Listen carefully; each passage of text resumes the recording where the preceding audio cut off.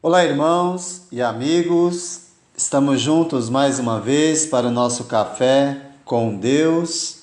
Meu nome é Edivaldo e hoje gostaria de compartilhar mais uma meditação baseada na carta de Paulo aos Gálatas, capítulo 4, versos de 1 a 4. Assim diz a palavra do Senhor. Digo, porém, que enquanto o herdeiro é menor de idade, em nada difere de um escravo, embora seja dono de tudo. No entanto, ele está sujeito a guardiães e administradores, até o tempo determinado por seu pai. Assim também nós, quando éramos menores, estávamos escravizados aos princípios elementares do mundo. Mas, quando chegou a plenitude do tempo, Deus enviou seu Filho, nascido de mulher, nascido debaixo da lei. A plenitude do tempo é o tempo certo. É uma expressão que significa tempo completo, ou seja, no momento exato, planejado, determinado pelo Pai, Deus enviou seu Filho para inaugurar a grande dispensação ou era da graça. O homem não podia alcançar Deus. Deus então tomou a iniciativa de deixar o seu trono e vir até o homem. Depois de Paulo identificar Jesus como Filho de Deus, ele dá ênfase à sua humanidade, dizendo: nascido de mulher, ou como filho de mãe humana, mas de modo diferente de todos os homens, pois o seu nascimento também revela a sua divindade.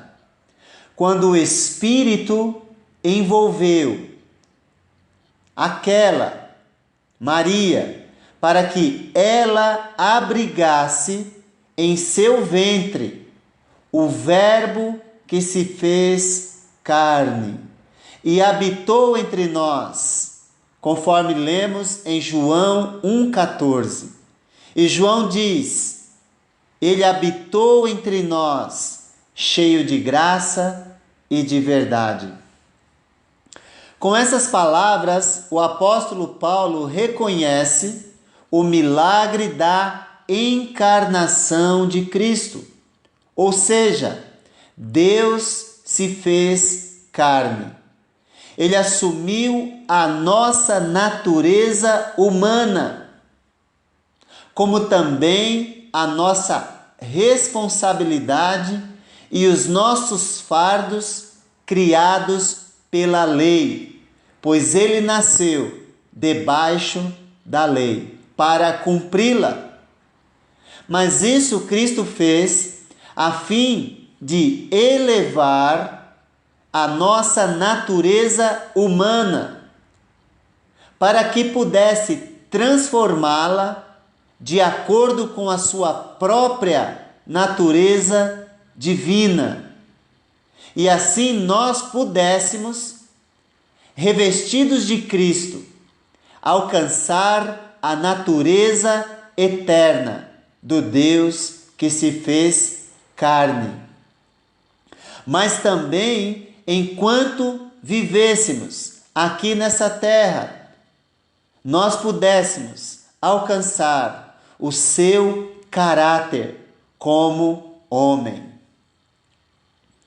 Paulo revela as duas naturezas do Cristo. Como Filho de Deus, ele é divino. Não foram poucas as vezes que, ao afirmar isso claramente, os judeus queriam matar Jesus, por compreenderem que estava se fazendo igual a Deus. Conforme João 10:33, que diz: não vamos apedrejá-lo por nenhuma boa obra, mas pela blasfêmia, porque você é um simples homem e se apresenta como Deus. Jesus, Deus em carne, se apresentou como Filho de Deus aqui na terra. E ao fazer essa afirmação, os judeus queriam matá-lo, porque compreenderam que ele estava se apresentando como Deus. A divindade de Jesus envolve fé. Se você acredita que ele é Deus, ele é. Se você não acredita, ele continua sendo do mesmo modo. Não vai mudar esta verdade. Se você acredita ou não, ele continua sendo, pois ele afirmou quem era. Como nascido de mulher, como Paulo diz na carta aos Gálatas, ele é humano. Mas nós descobrimos pela carta aos Filipenses que ele esvaziou-se para assumir a forma humana. Filipenses 2, de 5 a 8. As duas naturezas de Cristo são reveladas em várias escrituras. Posso me lembrar de Lucas 8, quando os discípulos estavam no meio de uma grande tempestade, mas Jesus, exausto, como qualquer ser humano, dormia, descansava. Mas como Deus, quando se levantou, acalmou a tempestade. A tempestade, a fúria das águas, reconheceu a voz do seu Criador e acalmou-se. E os discípulos disseram: quem é este que até os ventos e as águas lhe obedecem? Em João capítulo 11, no verso 35, como humano, como homem, Jesus chorou. Mas como Deus, chamou para fora o morto Lázaro depois de 4 dias no túmulo. Como homem, ele mostrou que era 100% humano, mas também ele mostrou que era 100% divino, mas nunca usou o seu poder em benefício próprio ou para facilitar o seu caminho, mas para mostrar quem ele era. Jesus nasceu debaixo das regras severas da lei, mas em sua missão terrena libertou-nos dessas exigências, ou seja, a vinda de Jesus é a passagem da infância para a fase adulta, da imaturidade para a maturidade da humanidade. Ele veio para nos libertar da lei, para que nós vivêssemos pela sua graça.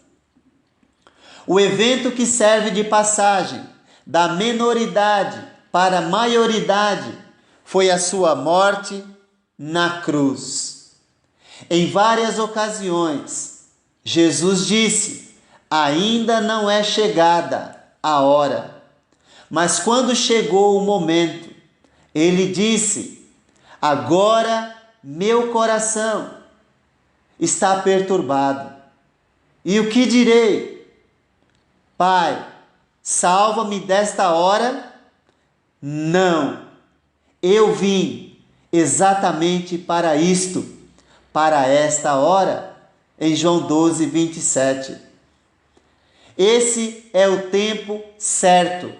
Essa é a plenitude do tempo na qual nós vivemos e temos a oportunidade de aceitar ou de rejeitar Jesus. Quando lemos os evangelhos, podemos ouvir Jesus dizer no início do seu trabalho: o tempo é chegado, dizia ele em Marcos 1,15. O reino de Deus está próximo. Arrependam-se e creiam nas boas novas. E podemos ouvi-lo dizer no final do seu trabalho aqui na terra: está consumado, totalmente pago, em João 19,30. Estamos vivendo na plenitude do tempo e hoje pode ser o tempo certo para você se arrepender e crer nas boas novas trazidas por Jesus, que são sua morte, sepultamento e ressurreição. Se você aceitar, você estará aceitando as boas novas, o Evangelho. E com isso você estará aceitando morrer para o pecado, ser sepultado para o pecado no batismo e ressurgir com Cristo para uma nova vida, onde a morte não tem mais domínio sobre você. Para quem aceita, pode ouvir o Senhor dizer, na segunda carta de Paulo aos Coríntios, capítulo 6, verso 2, eu o ouvi no tempo favorável e o socorri no dia da salvação. Digo-lhes que agora é o tempo favorável, agora é o dia da salvação. Essa é a plenitude do tempo, ou a nova era que Deus nos concedeu pela sua graça. Que Deus te abençoe.